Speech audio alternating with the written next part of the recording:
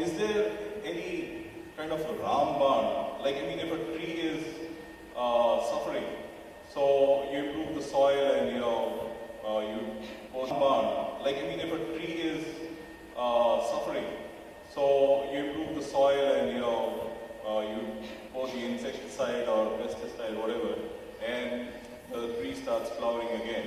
So, is there one single remedy and to get an instant result, or something which in the short term we can foresee that this will eventually bring back India to its long lost forgotten glory? So, I would appreciate if you can answer. Thank you. Good question.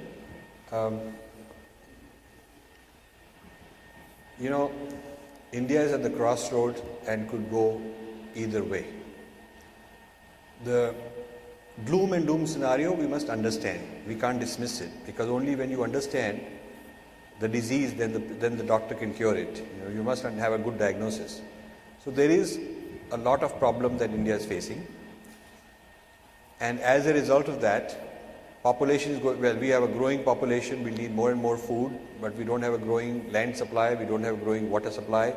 The northern rivers could be threatened by China taking over. Brahmaputra, and Nepal has Ganga water, and Kashmir has Indus water. So there's a lot of problems, and the Breaking India book talks about the internal fragmentation and the foreign interventions to break things up and divide and conquer going on. And the caste system has fragmented the vote banks, and governments are unstable and all that stuff. So India could have serious problems, and in that case the scenario would be we'd get digested into Western universalism, certain large parts, and into Islamic universalism, other large parts. And a lot of Indians would be happy to kind of become second grade Westerners, and a lot of other Indians would be happy to become second grade part of Islamic universalism. And so India could become a hotbed of wars and insurrections and breakups. It can happen. It is not beyond the realm of possibilities. That is quite possible to happen. On the other hand, if India can get over these problems, get its act together, solve its internal social problems, solve the internal identities that are fragmenting the country, breaking it up, identities that are now loyal more to foreign nexus than to their own motherland. If India can get these things together and create a renaissance of the Dharma civilization, then not only can India thrive, but India can be a beacon to the rest of the world and be an example of harmony on a global scale. Environmentalism, respect for nature, respect for animals, sustainability, all these I didn't get to talk, but these are all some of the great ideas that India can contribute to world civilization. So India could go either way. I think, therefore, I've given my life from that moment on when I decided, till as long as I live, to give it the best I can, to do my best. Now, to make this happen, it's not one silver bullet that we can shoot and boom, it will be happen. We need a critical mass of such people.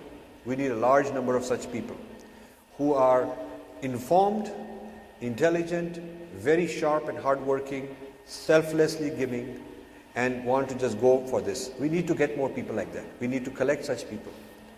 And so that's my Swadharma. Everybody has their Swadharma. My Swadharma is to research positions that are provocative, which I can defend with all the substantiation and backup you need, which will inform people of things they hadn't thought of before, and to go around as wherever they invite me to go and talk, and let them have books and videos and PowerPoints and whatever they want that I'm able to produce. The idea being that all I would like to see is more interested people, more awakened people who are, then once you have a critical mass, you can do things. If we have a critical mass in Toronto, we can do things, but we need solid support, and we need in enough numbers and with good solid amount of resources that we can put together. So once we have that, we can come up with actions. But alone, I don't know what I could do. A lot of people think I'm some devata, and they'll say, okay, Rajiv, you're a devata, you do this. And I tell them, don't outsource your purusharth to me. This is your purusharth, you have to do it. And sometimes they get very angry, even if just because I wrote back a one-liner saying, good idea, do it. They think that I'm, some guy that is, why am I asking them to do it, as if it's something wrong. So our people are shirking the responsibility, a lot of people. Only a small number of people have big-hearted and really doing things. Like I'm so happy to see people making this kind of place. I'm so happy to see this. But it takes very few people are really that giving and with that scale of thinking. We need more people who are thinking beyond themselves, thinking far into the future, thinking of humanity at large, our tradition.